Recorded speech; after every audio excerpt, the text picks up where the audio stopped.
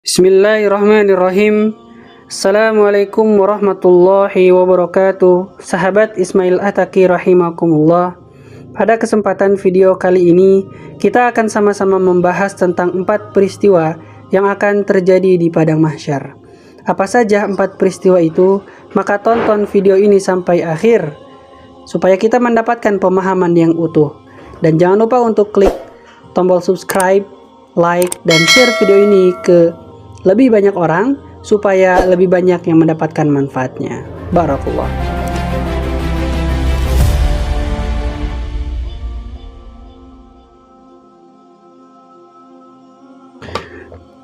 Padang mahsyar adalah tempat di mana berkumpulnya kembali umat manusia, mulai dari Nabi Adam alaihis salam hingga manusia yang hidup sampai hari kiamat.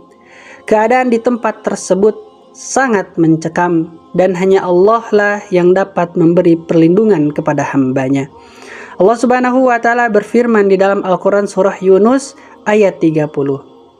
Kata Allah, di tempat itu, di padang mahsyar, tiap-tiap diri akan merasakan pembalasan dari apa yang telah dikerjakannya dahulu. Dan mereka dikembalikan kepada Allah, pelindung mereka yang sebenarnya. Dan lenyaplah dari mereka apa yang mereka ada-adakan, yaitu sesembahan selain Allah. Peristiwa apa saja yang terjadi selama di padang mahsyar? Yang pertama, matahari akan didekatkan. Sesuai dengan hadis Nabi SAW, di mana jarak matahari dengan kepala itu hanya 1 jengkal. Rasulullah bersabda, pada hari kiamat, matahari didekatkan kepada seluruh makhluk hingga berjarak 1 mil di atas kepala mereka. Lalu seluruh manusia akan tergenang dalam keringat mereka berdasarkan kadar amalan mereka di dunia. Hadis riwayat Muslim. Kemudian peristiwa kedua yang akan dialami manusia adalah manusia akan berada dalam keadaan telanjang. Kondisi manusia di padang mahsyar ditegaskan di dalam firman Allah Ta'ala di dalam surah Al-Anbiya ayat 104. Allah Subhanahu wa Ta'ala berfirman, "Ingatlah hari ketika kami menggulung langit seperti halnya gulungan lembaran-lembaran catatan. Sebagaimana kami telah memulai penciptaan pertama, begitulah kami akan mengulanginya lagi. Itu adalah janji yang pasti kami tepati. Sesungguhnya kami akan melaksanakannya."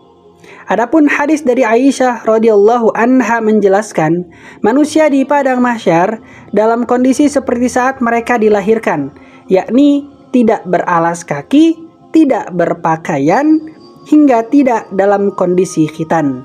Hal ini sejalan dengan hadis Rasulullah SAW. Manusia pada hari kiamat akan dihimpun di padang mahsyar dalam keadaan tidak beralas kaki, telanjang bulat, dan tidak bersunat. Aku Aisyah radhiyallahu anha bertanya, "Wahai Rasulullah, apakah wanita dan pria semuanya berkumpul jadi satu dan saling memandang?" Maka Rasulullah bersabda, "Di sana keadaannya sangat mencekam sehingga tidak ada kesempatan bagi mereka untuk saling melihat." Hadis riwayat Muslim. Sahabat Ismail Attaqi rahimakumullah, manusia yang pertama kali diberikan pakaian ketika di padang mahsyar adalah Nabi Ibrahim alaihis salam. Hal ini sesuai sabda Rasulullah SAW. Sesungguhnya orang pertama yang diberikan pakaian pada hari kiamat adalah Nabi Ibrahim. Hadis riwayat Bukhari. Kemudian peristiwa ketiga yang akan dialami manusia di padang mahsyar adalah mereka semua akan menanti dengan penantian yang panjang, menanti keputusan dari Allah dengan penantian yang panjang. Sahabat Ismail Attaqi, manusia akan mengalami penantian yang panjang dan akan merasa berat menanti pengadilan dari Allah Subhanahu wa Ta'ala ketika di padang mahsyar. 1 hari di sana sama dengan 1000 tahun di dunia. Al-Hafidz Ibnu Katsir mengatakan di dalam sebuah hadis, dijelaskan bahwa mereka kelak akan berdiri selama 70 tahun dalam keadaan tidak berbicara sedikit pun. Ada yang mengatakan mereka berdiri selama 300 tahun. Ada juga yang mengatakan mereka berdiri selama 4000 tahun. Setelah itu baru diputuskan perkara mereka seukuran 10.000 tahun. Kemudian yang keempat, peristiwa yang akan terjadi kepada manusia adalah perlindungan Allah Subhanahu wa Ta'ala. Jadi akan ada beberapa orang-orang yang Allah Subhanahu wa Ta'ala beri pertolongan. Meski pada saat itu kondisi sangat mencekam, menakutkan, Allah Subhanahu wa Ta'ala senantiasa memberikan perlindungan, pertolongan kepada hambanya yang terpilih.